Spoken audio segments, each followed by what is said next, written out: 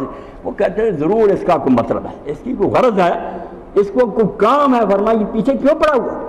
تو کہا وانصارکم, میں جو تمہارے اتنے در پہ ہوں پیچھے ہوں, اس کی وجہ کوئی لالچ نہیں ہے, میں خیر خواہ ہوں تمہارا. میں دیکھ رہا ہوں کہ جہاز ڈوبنے والا ہے, چلا رہا رو رہا ہوں کہ میری قوم برباد نہ ہو جائے.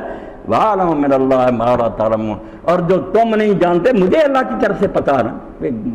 بس گھن لگ چکا ہے, عمارت کی بنیادیں نیچے سے ختم ہو چکی ہیں, یہ محل گرنے والا ہے, تمہیں نہیں نظر آتا. میں سمجھتا ہوں کہ معاشرہ برباد ہو چکا, کرپٹ ہو چکا ہے, اب یہ بچے گا نہیں.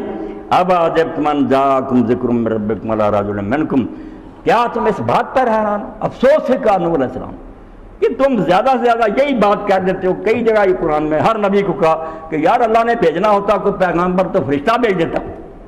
ہم میں سے ایک آدمی جس کے پاس کوئی نوکر چاکر نہیں, رسول اللہ کہتے تھے یہ خود بازاروں سے سودے خریدتا پھرتا, کوئی نوکر نہیں خدا نے اس کو دیا, یہ ہے نبی. تو کہا کہ کیا تم اس بات پر حیران ہو کہ تمہارے پاس تمہارے رب کی طرف سے ہدایت آ گئی, تم میں سے ایک آدمی کو اللہ نے چن لیا, بشر کو رسول بنا دیا, اس کو تم نے بہانہ بنا لیا کہ یہ نبی نہیں ہو سکتا.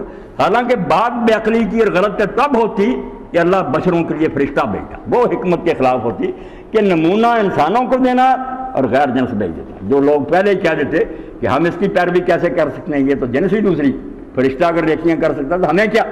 میں نے تم میں سے اگر بھیجا تو بات لاجیکل درست ہے, منطق کے مطابق ٹھیک ہے کہ جن کو سمجھانا ہے انہی میں سے بھیجا دیں کہ بہانے نہ کر سکیں کہ تمہارے جیسا کرتا. تو فرمایا تم حیران ہو, لِيُنذِرَكُمْ وَلِتَتَّقُوا وَلَعَلَّكُمْ تُرْحَمُونَ. یہ 3 ٹکڑے سارا جو زیادہ منظر سمجھ میں آ گیا کہ پیغمبر پہلے کیا کرتا, لِيُنذِرَكُمْ, تاکہ تمہیں جھنجھوڑ دے, جو سوئے ہوئے ان کو ہلا دے کہ وقت آنے والا ہے, موت سر پر کھڑی ہے, خدا کے فرشتے نوٹ کر رہے ہیں, حساب دینا, انذار, خبردار کرنا, غفلت سے جگانا.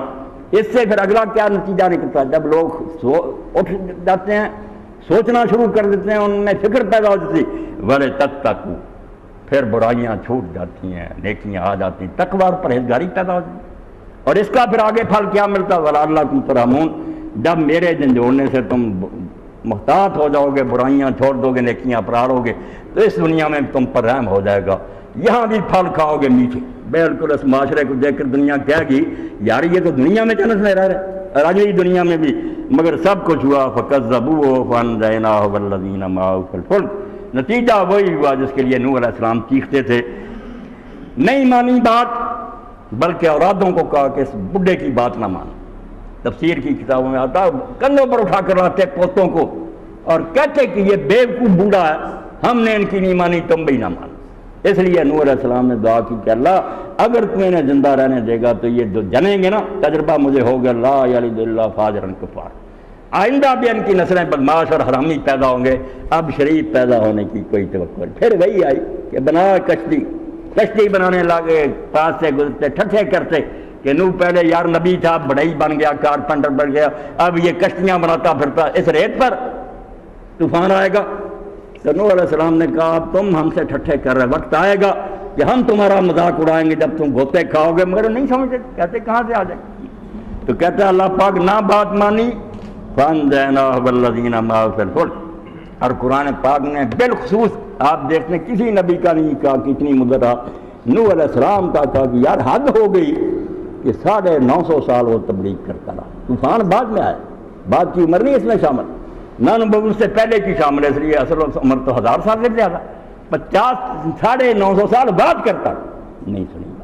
اور اللہ کے رسول علیہ السلام نے ایک مرتبہ بیان کیا, حدیث پاک میں حضور سنا رہے تھے, رو رہے تھے, اپنا یہاں سے ماتھا پونچھ رہے تھے. فرمایا جب وہ تبلیغ کے لیے نکلتا تھا پتھروں کی بارش ہوتی تھی, فوارے خون کے نکلتے تھے, اور وہ پھر بھی دعا کرتا تھا کہ اللہ میری قوم کو معاف کر دے, یہ جانتے نہیں, خیر خواہی کرتا تھا. مگر جب حد ہو گئی پھر دعا کی تو نتیجہ کیا ہوا, فَأَنجَيْنَاهُ وَالَّذِينَ مَعَهُ فِي الْفُلْكِ, جو ایمان لائے انہوں کو